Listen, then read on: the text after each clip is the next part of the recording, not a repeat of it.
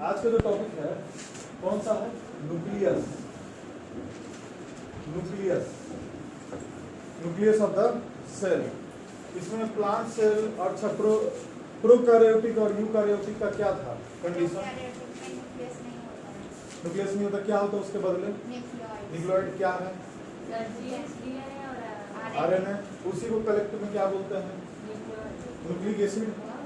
ठीक है, सही। तो न्यूक्लियस ऑफ द सेल में जो पहला पॉइंट रहेगा, तो पहले डायग्राम यहाँ पे बता देते हैं, सिर्फ एक्सप्लेन कर रहे हैं। इसमें क्या है, ऐसा रहेगा, ये न्यूक्लियस वेल डेवलप्ड, न्यूक्लियस है वेल डेवलप्ड, और आपका यहाँ पे न्यूक्लियोलस रहता है, जिसमें कि न्यूक्लियोलस रहेगा।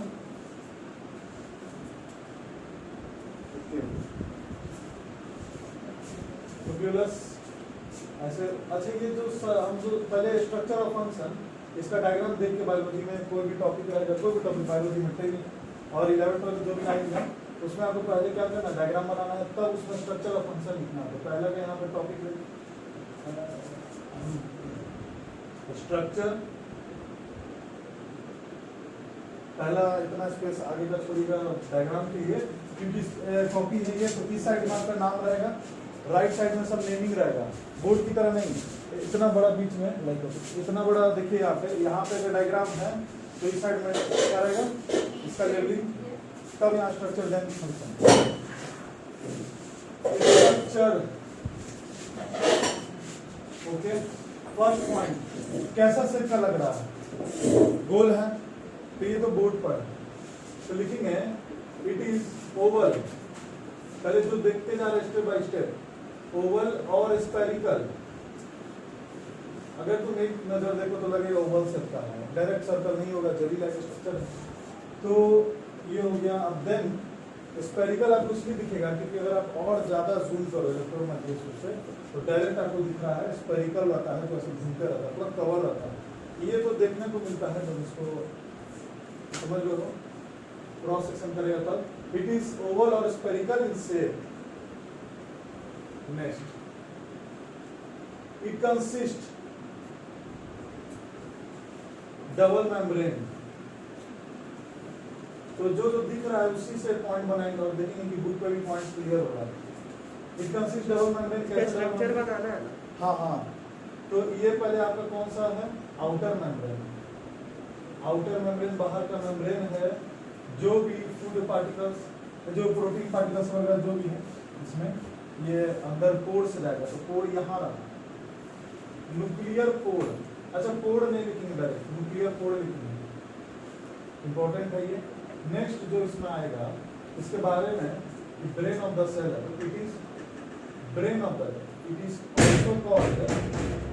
Also called brain of the cell. क्यों बोलते हैं brain of the cell?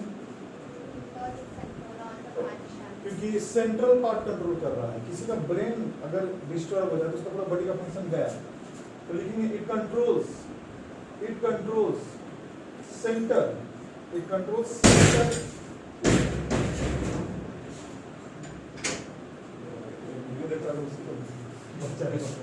It controls central, ठीक है देखिए, it controls central parts of the cell. जो सेंट्रल पार्ट है सेल का, जो सेंटर पार्ट होगा, पूरा सेल है तो सेंटर पार्ट को कंट्रोल कर रहा है सेल का। आ रहे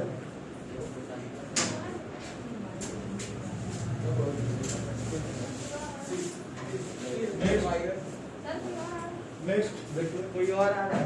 फिफ्थ पॉइंट,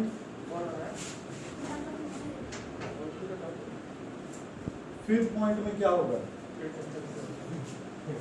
डबल मेम्ब्रेन आ गया ना। इसमें देखते हैं, it has nuclear core, it has inner membrane. अब इनर मेम्ब्रेन देख के बनाएंगे, इनर मेम्ब्रेन कहाँ है, इनर मेम्ब्रेन एज्यूम हो रहा है। अब ये न्यूक्लियोलस है, तो ये जो तीन पार्ट है इसी को बोलते हैं न्यूक्लियर इन्वेलप। पहले आप कोई भी इन्वेलप खोलते हो, इन्विटेशन का जो भी या मैसेज का इन्वेलप खोलते हो, सबसे पहले आपको जो ऊपर का मेम्ब्रेन होता है, परत होता है, उसको गम लगा होता है, उसको पहले हटाते हो, तब आपका नेक्स्ट मेन मटेरियल पे जाते हैं। तो ये आपके न्यूक्लियर इन्वेलप है, यानी कि ये इन्वेलप इसमें आप इसको पार करने के बाद ही आप न्यूक्लियस के इनसाइड जा सकते हो। तो न्यूक्लियर इन्वेलप ये इसी को बोलते हैं, लाइक दिस न्यूक्लियर एनवेलप। ये तीनों में आते हैं। नेक्स्ट जो पॉइंट है कि न्यूक्लियोलस हो गया, तो इसके अंदर क्रोमैटिन मटेरियल है, ऐसे जलेबी लाइक समझ लो। अच्छा, क्रोमैटिन मटेरियल, क्रोमैटिन मटेरियल। अच्छा, क्रोमैटिन मतलब क्रोमोसोम्स है इसमें। कि अब क्रोमोसोम्स का डेफिनेशन लिखवा है नहीं है, तो इसमें अभी इसी में आएगा सब, यानी जो जो आ रहा है उसको हम एक बार यहाँ पे लिख देंगे। अच्छा, क्रोमैटिन मटेरियल हो गया, न्यूक्लियर कोड हो गया, देन न्यूक्लियोप्लाज्म, तो ये यहीं पे लिखते हैं न्यूक्लियोप्लाज्म। न्यूक्लियोप्लाज्म क्या है? इसका सरफेस है, जिस सरफेस पे सब तैर रहा है, फ्लूइड जो है, न्यूक्लियोप्लाज्म। रेफरेंस ऊपर रहे हैं, सब मैच कर रहा है, कुछ आउट है, फॉल्स तो नहीं आया। ठीक है, ज्यादा अच्छा लग गया है, रेफरेंस उससे है। अच्छा, न्यूक्लियोप्लाज्म नेक्स्ट। अब क्या होगा इसके अंदर?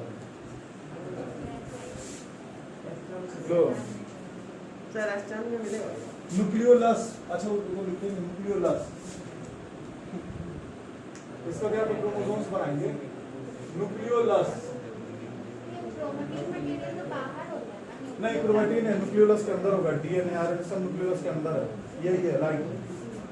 बाहर ऐसे इसलिए बनाया जाता है ना कि आपको बताया जाए कि न्यूक्लियस के अंदर है, लेकिन ये चीज याद रखना है कि न्यूक्लियोलस के अंदर है ये सब, क्रोमैटिन मटेरियल वगैरह सब जितना भी है। उसके बाद राइबोसोम सब आएगा, पहले नोट कीजिए।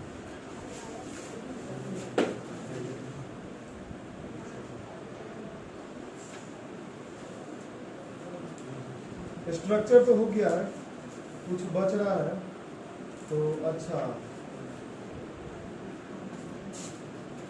यहाँ पे भी क्रोमैटिन है। अच्छा देखो क्या है इसमें, क्या है ये क्रोमैटिन नेटवर्क है, इसका नाम क्रोमैटिन मटेरियल हमने ब्रैकेट में लिखो। क्रोमोसोम्स या डीएनए आरएनए लिखो, राइट, बस ये डीएनए आरएनए जीन्स। लेकिन ये क्या है? ये जब सेल डिवाइड करेगा तब क्रोमैटिन नेटवर्क, क्रोमैटिन नेटवर्क हो गया। और कोई नाम इसमें? न्यूक्लियोप्लाज्म हो गया है, न्यूक्लियोलस हो गया, सब हो गया। बनाते रहिए बस ऐसे ही रफ में डायग्राम बना के, फिर उसके बाहर का देखेंगे।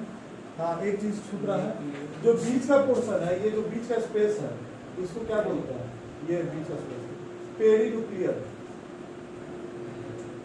Perinuclear space, perinuclear space. ठीक है, कोई टॉपिक छूटना नहीं चाहिए। अब आगे रफ एंडोप्लाज्मिक रेटिकुलम और स्मूथ। रफ एंडोप्लाज्मिक रेटिकुलम ऐसे है,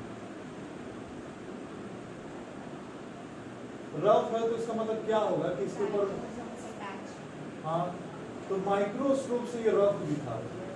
तो देखिए जूम करके देखिए, इसमें कोई चीज चिपका हुआ है, और वो है क्या? राइबोसोम। अब एक और चीज आपको टेबल बनवाएंगे जो बहुत इंपॉर्टेंट है, उसके बाद आपका चैप्टर क्लियर हो जाएगा। नोट्स बनेगा तो उसको हमेशा के रखिएगा, काम आएगा। इसको देखिए टॉपिक मिटा दे रहे हैं, यहाँ पे नाम लिखना है। तो ये आपका रफ एंडोप्लाज्मिक रेटिकुलम, ये आपको ना नीट में काम आएगा। एंडोप्लाज्मिक रेटिकुलम उस समय का नोट्स में नहीं लिखा जाएगा, RER। ये इसमें राइबोसोम है, तो राइबोसोम भी लिखेंगे, ये राइबोसोम यहाँ पे लिखेंगे, ऐसे करके राइबोसोम फटाफट बनाएंगे जैसे तैसे भी हो जाएगा स्पीड में। ये है आपका smooth endoplasmic reticulum, smooth SER। Smooth endoplasmic reticulum में क्या देखिए, वो जो जितना भी आपका सेल आपको दिख रहा है, प्रोटीन, लिपिड्स, अनदर चीज, वो ये बनाता है स्मूथ एंडोप्लाज्मिक। इसमें कोई राइबोसोम नहीं, ये प्रोटीन बनाएगा। प्रोटीन जब समझो तुम कोई रोबोट बनाए और उसमें कोई बैटरी लगाओ या कोई इलेक्ट्रिसिटी, कोई पावर दो, तो पावर तो प्रोटीन है, लेकिन जो बना तुम मटेरियल बना रहे हो दिस, ये काम है स्मूथ एंडोप्लाज्मिक रेटिकुलम का, दोनों इंपॉर्टेंट है, कंप्लीट हो गया। इनर मेम्ब्रेन, आउटर मेम्ब्रेन, अब स्ट्रक्चर हो गया है। इट न्यूक्लियोलस इट कंसिस्ट, देखो 5 पॉइंट स्ट्रक्चर का लिखना है, देख के ही दिखा रहा है। It is Oval shape, Oval को अंडरलाइन, स्फेरिकल को underline in shape. It consist double membrane, ये जरूर एग्जाम में पूछेगा। डबल मेम्ब्रेन कैसे, आउटर मेम्ब्रेन भी इनर मेम्ब्रेन भी। आउटर मेम्ब्रेन जो है वो क्या है, पोरस है। आउटर मेम्ब्रेन आपका पोरस है, आउटर मेम्ब्रेन पोरस है। लिख भी सकते हो या छोड़ दो, लिख दो क्योंकि सब बनाएंगे राइबोसोम अभी, तो दिख रहा है, जो दिख रहा है वही लिखना है। देखो इसमें राइबोसोम पूरा फैला हुआ है, लेकिन स्मूथ एंडोप्लाज्मिक रेटिकुलम में कोई राइबोसोम नहीं है। तो इट कंसिस्ट, ये लिखेंगे डबल मेम्ब्रेन, तो यहाँ ब्रैकेट में लिख सकते हो outer membrane equal to porous. Porous यानी पोरस नहीं, क्या रफ। अच्छा छोड़ो, उसमें तुम डायग्राम बना ली ना, कहने का मतलब समझ गया ना, ठीक है। SER स्मूथ एंडोप्लाज्मिक रेटिकुलम, ये पूरा है बस स्मूथ, रफ की जगह पे स्मूथ, चिकना है। ये बताएंगे इसको बड़ा, इसका बड़ा डायग्राम बनाएंगे। तो ऐसे ही करके स्ट्रक्चर बना लो। इट कंसिस्ट 3 पार्ट्स, 3 पार्ट्स है न्यूक्लियस में पढ़ना। पहला न्यूक्लियर इन्वेलप, दूसरा न्यूक्लियोलस, तीसरा क्रोमैटिन मटेरियल। ये 3 की वजह से न्यूक्लियस क्या है, न्यूक्लियस है। ये 3 को से न्यूक्लियस का न्यूक्लियस।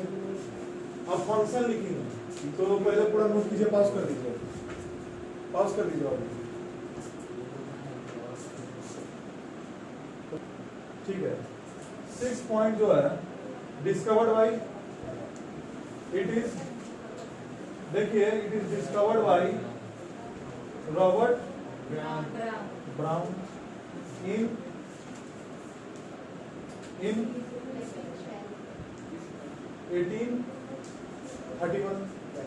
7th में प्लांट सेल में, देखिए प्लांट सेल में बताइए यहाँ पर, प्लांट सेल में इक्वल टू कहाँ पर, सेंटर में कि साइड में, तो लिखेंगे साइड में, साइड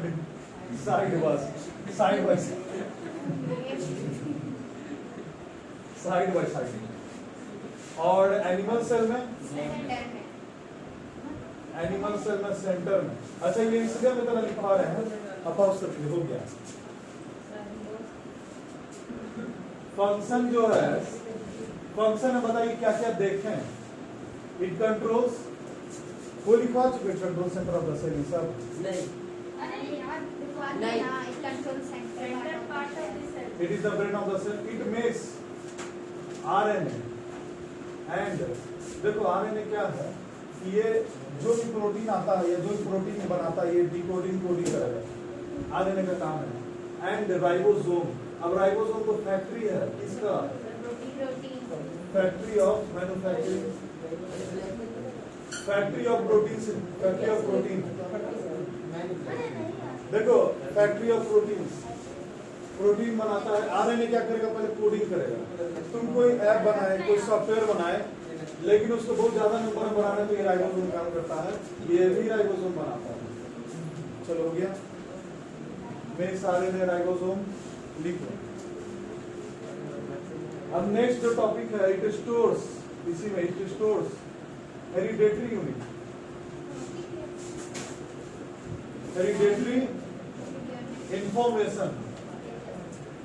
अच्छा बताइए, हेरिडेटरी इंफॉर्मेशन मतलब आने वाला जनरेशन के बारे में क्या है, इंफॉर्मेशन है।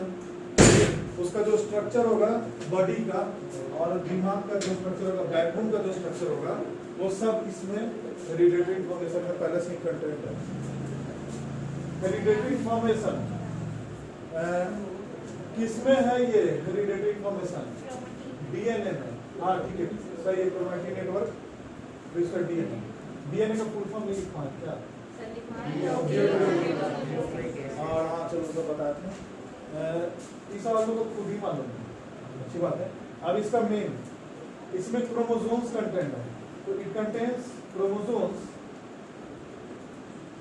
It contains chromosomes. इंसान में अच्छा वो तो दूसरा चीज है, इंसान में कितना है क्रोमोसोम्स? 42। यहाँ ब्रैकेट में लिखेंगे ह्यूमंस में 46 22 होगी, फिर दूसरा स्पीसीज बन जाएगा क्रोमोसोम में डिफेक्ट आ गया। इट कंटेन्स क्रोमोसोम्स फॉर या हाँ लिखेंगे विचार। कैसा शेप का होता है विचार? Rod shape, rod shape like structure, ठीक है। और बताइए एनसीईआरटी का लाइन।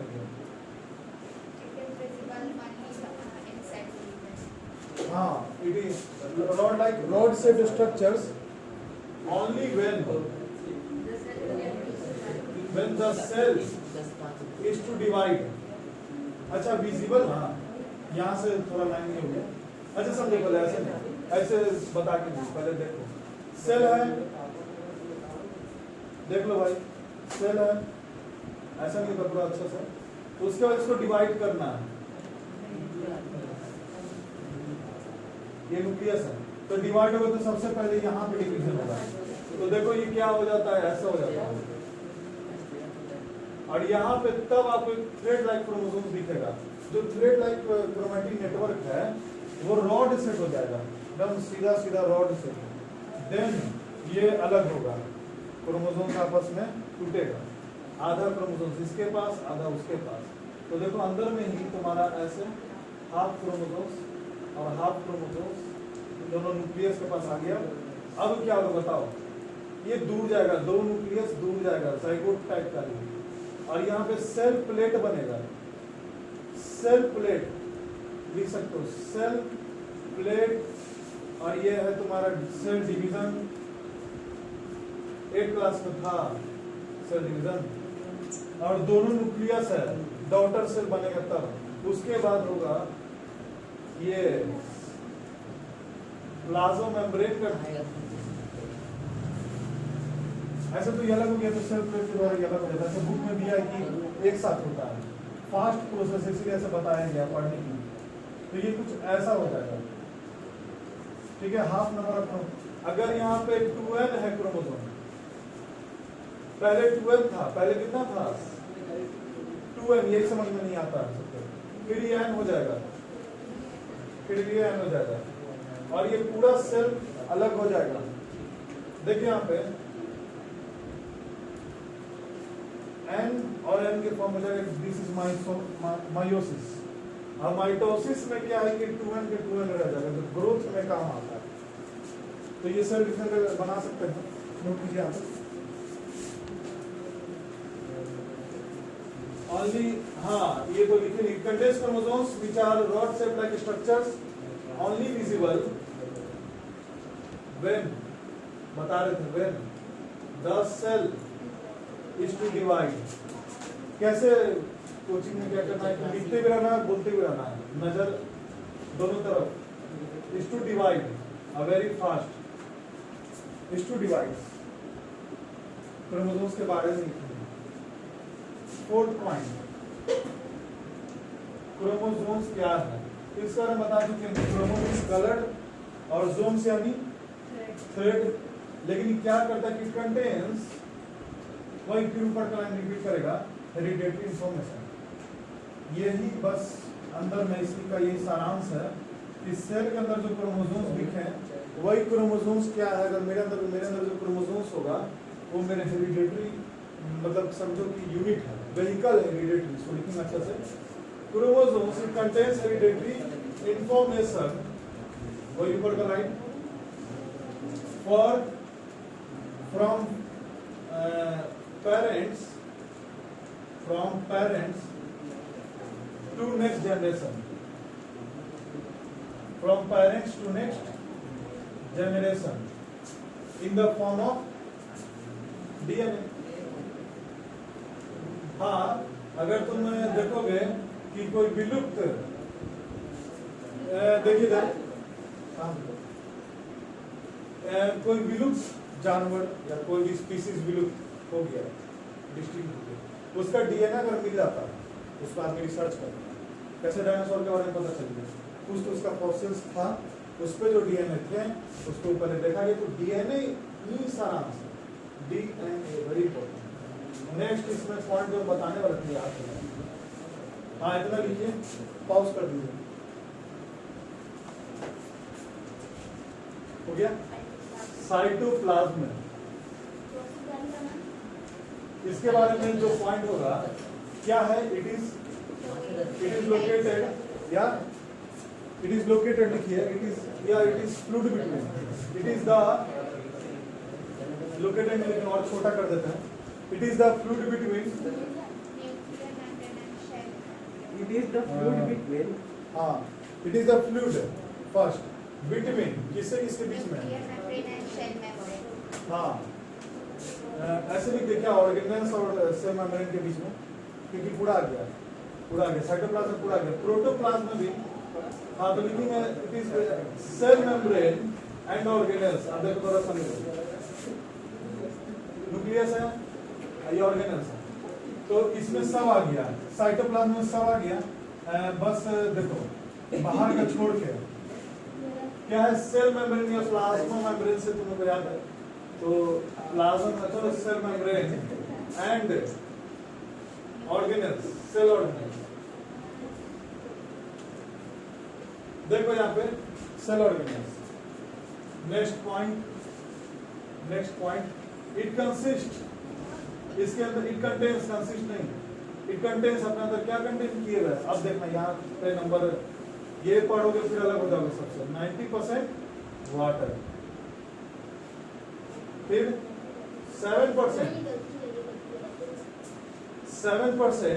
प्रोटीन्स,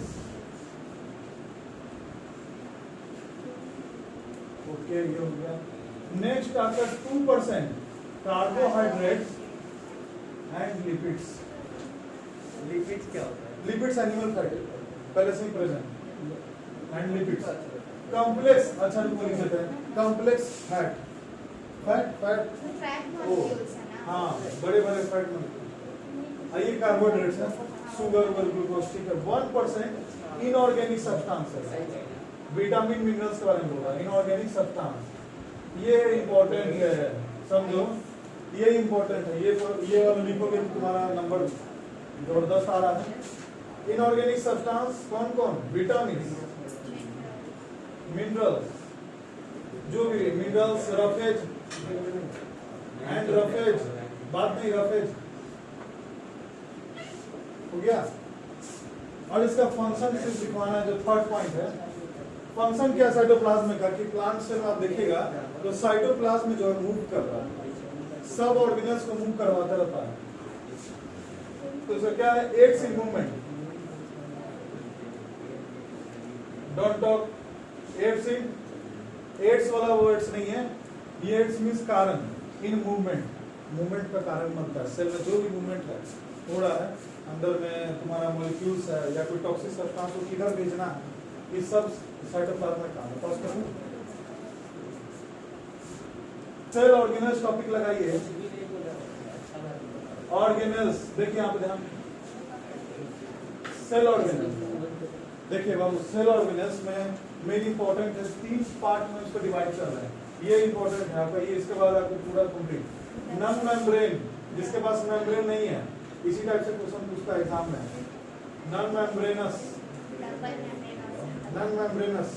ऑर्गेनल, ऑर्गेनल यानी पार्ट, और फिर सिंगल मेम्ब्रेन, ये वो सब दिखाने के इच्छुक है, सिंगल मेम्ब्रेन ऑर्गेनल। अच्छा घर पे जाके इसको पढ़ रहे हैं और रेफरेंस बुक से मैच कर रहे हैं।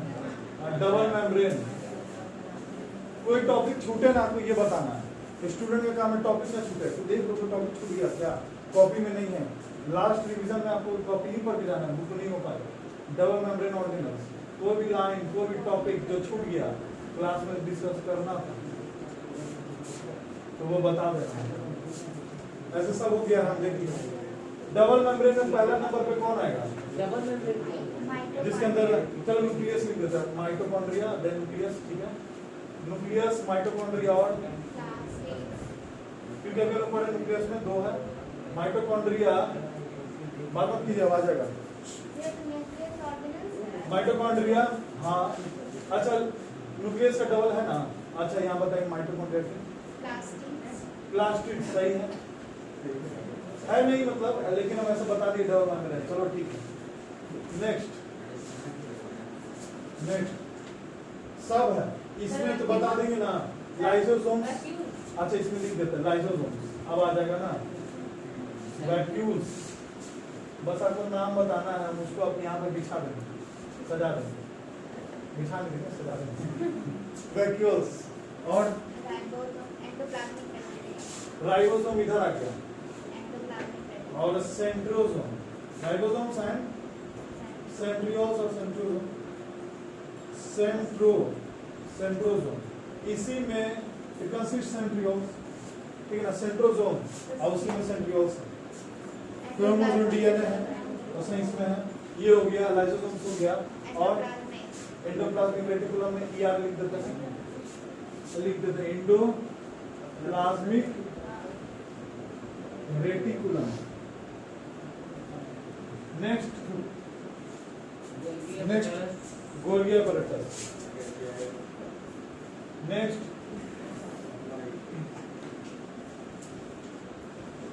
और भी कोई है? सब हो गया, सब हो गया। ये पहले लिखाना था तब इंट्रोडक्शन इसका, अब ये 15 मिनट कंप्लीट हो जाएगा चैप्टर, संडे को तीसरा चैप्टर शुरू होगा। हाँ 15 मिनट खत्म, ऐसे कहा जाता है सगुन है कहा जाता है। पॉज कर दो, कितना मिनट का हो जाता? एंडोप्लाज्मिक रेटिकुलम, इसके बारे में क्या कहें, ये अपने आप में परत बाहर। तो देखो ये न्यूक्लियस है, बीच में न्यूक्लियस है, ठीक है, हाँ न्यूक्लियस के अंदर क्रोमैटिन मटेरियल बना दिया, इसके चारों तरफ क्या बना है हम लोग? यार, अच्छा यार मतलब होता है मुसीबत, यार मतलब ऐसे इंग्लिश में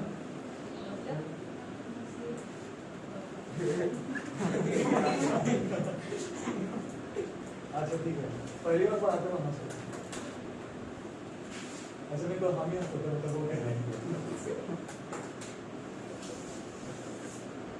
ये हो गया, ये क्या समझ जा रहा है? ये एंडोप्लाज्मिक रेटिकुलम है। नेक्स्ट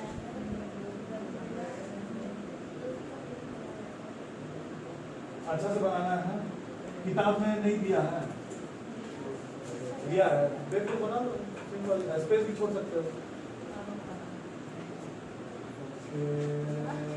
हो गया, इसके चारों तरफ ऐसे है, और ये भैया इसे, अब ये क्या है? पूरा फैला, हाँ हाँ देखें देखें, अरे कमाल देखें,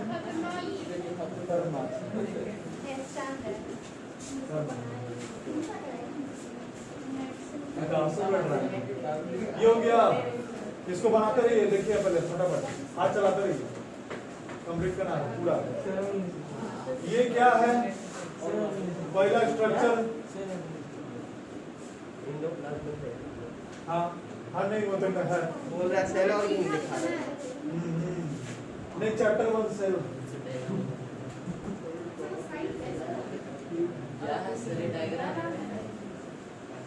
ऐसे बता दी कि ऐसे फैला हुआ है, ठीक है। अब ये क्या होगा, क्या होगा अभी पढ़े, कौन सा एंडोप्लाज्मिक रेटिकुलम में स्मूथ कीड़ा, हाँ नहीं सही बन रहा है, इतना ही बनाएंगे, ज्यादा सीट्स नहीं बनाएंगे। ये तो वैकेंट है, अंदर में वैकेंट स्पेस है खाली, समझो कि आप यहाँ पे घूम सकते हो ऐसे जाके। ऐसे डॉट डॉट पूरा भर देना। अब देखो, चलो अब देखो नेक्स्ट देखिए बाबू, हो गया रिलैक्स। अब बताइए कि स्ट्रक्चर में आपको क्या दिख रहा है, एंडोप्लाज्मिक रेटिकुलम क्या है। फर्स्ट पॉइंट इट इज तो लगाना जरूरी है। It is what, large network of, NCERT का लाइन है, लार्ज नेटवर्क ऑफ, एनसीईआरटी खोल लीजिए, एनसीईआरटी खोल के रखिए, जो भी है large network of membrane. Large network दिख रहा है ना अभी, लार्ज नेटवर्क ऑफ मेम्ब्रेन है लिखा हुआ ये लाइन। और बताइए मेम्ब्रेन बाउंड, ऐसे बोलने से याद होगा, मेम्ब्रेन बाउंड ट्यूब्स, ट्यूब्स और शीट्स, ट्यूब्स एंड शीट्स। अच्छा ट्यूब नहीं बना है, तो देखो ट्यूब आपका ये रहा, ट्यूब आपका ये रहा, वोल्केनो जैसा है। ये पूरा आगे फैला है, सबसे पहले rough endoplasmic reticulum, then smooth endoplasmic reticulum, ठीक है।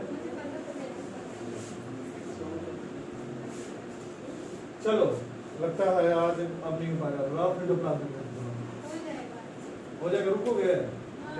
कौन आया है वो जो 15 मिनट में वाला? नहीं है, चलो हो जाएगा। सर हम चार हाँ तो निकल सर मैं नहीं वीडियो में देखो, हाँ वीडियो देखो। एंड सीट्स नाउ सेकंड, नहीं इसमें और भी है, इतना लिखिए। सेकंड पॉइंट कैसा दिख रहा है आपको? Long tubules, it is also, it contains long, बता नहीं रहे हैं, एनसीईआरटी तो सबके पास है। इट कंटेन्स लॉन्ग ट्यूब्यूल्स, है line, it contains long tubules, long tubules है वो नीचे में दिख रहा है, देखने में लगेगा। और राउंड भी है, गोल गोल ऊपर में। और ऑब्लॉन्ग, ये सब लिखवाना जरूरी है। ऑब्लॉन्ग जो याद रहे चलेगा, दोनों में से जो पॉइंट याद रहे। ऑब्लॉन्ग बैक्स, बैक की तरह, ये देखो लंबे लंबे बैक की तरह है, ऑब्लॉन्ग बैक्स। वेसिकल्स बोलते हैं इसको, वेसिकल्स, वेसिकल्स यानी बैग, ठीक है, बैग लाइक स्ट्रक्चर, वेसिकल्स बोलते हैं। जितना वर्ड मीनिंग जानो, कोई भी किताब पढ़ो, कोई भी चैप्टर पढ़ो, पहले वर्ड मीनिंग उसका पूरा लिख लेना और हमको दिखा देना, चैप्टर जरूर। और उसमें जो डॉट डॉट है वो क्या है? राइबोसोम। अब तो राइबोसोम याद हो गया होगा, ठीक है। थर्ड पॉइंट इसका फंक्शन लिखिए, फंक्शन। फंक्शन में पहला पॉइंट क्या है इसका, बताइए इधर। पहला पॉइंट फंक्शन का, अच्छा है, मतलब क्या मैन्युफैक्चरिंग यूनिट है, तो it is the manufacturing, okay, manufacturing right unit of the cell, what, पहले ऑफ द सेल, हाँ ऑफ द सेल, लेकिन किस चीज का मैन्युफैक्चरिंग करा अब आएगा, हाँ ठीक है। कौन कौन बना रहा है बात आता है, तो रफ एंडोप्लाज्मिक रेटिकुलम क्या बनाता है, इक्वल टू करके लिख देंगे डायरेक्ट। फंक्शन है रफ एंडोप्लाज्मिक रेटिकुलम का कि प्रोटीन है, प्रोटीन बनाता है, तो क्या लिखेंगे, protein synthesis, protein synthesis, right, right उधर से लेफ्ट पर। स्मूथ एंडोप्लाज्मिक रेटिकुलम क्या बना रहा है, लिपिड्स हैं, protein and lipids, protein and lipids बनाता है ये, हाँ सही है, ये भी प्रोटीन बना रहा है, प्रोटीन एंड लिपिड्स नहीं वहां पे पाया जाता है, यहाँ पे पाया जाता है, तो ठीक है, प्रोटीन एंड लिपिड्स, हाँ ये फैट नहीं बनाता है, ये फैट बनाता है, चलो लिख दो भाई।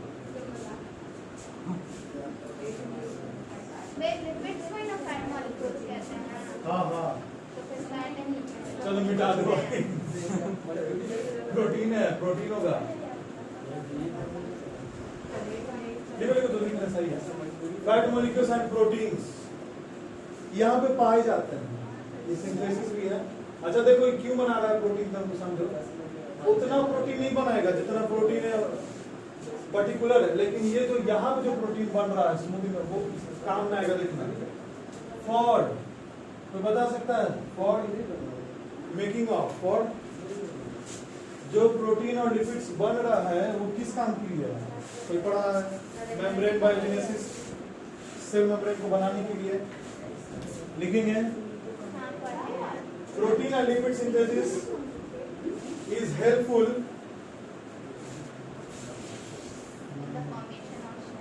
is help in the formation of helpful in the formation of simple English speaking in the formation of बताइए, खुद बताइए। सेल मेम्ब्रेन और मतलब सेल मेम्ब्रेन और प्लाज्मा मेम्ब्रेन, ऐसे याद रहेगा। Plasma membrane this is called, ये सारा पॉइंट आपका बायोलॉजी का जितना भी किताब है सब पॉइंट क्लियर हो गया। दिस इज कॉल्ड मेम्ब्रेन, बोलिए बायो मेम्ब्रेन किसका है? इसका मेम्ब्रेन नहीं है, थिंग्स का नहीं है, लिविंग थिंग्स का है। Membrane biogenesis, membrane bio means life, genesis यानी ऐसा लाइफ जो कुछ पास होता है एक दूसरे से। आगे जीन्स कंटेंट पास करते हैं। तो इसमें ये है कि प्रोटीन और लिपिड्स ये फॉर्म करता है। नेक्स्ट इसी में पॉइंट थर्ड में लिखेंगे कि जो प्रोटीन और लिपिड्स फॉर्म हुआ वो और किस काम के लिए आता है? हार्मोन्स और एंजाइम्स के लिए। Protein and lipids protein and lipids also takes participate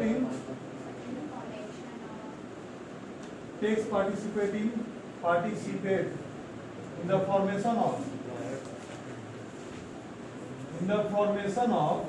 what? In the formation of what? Hormones and enzymes.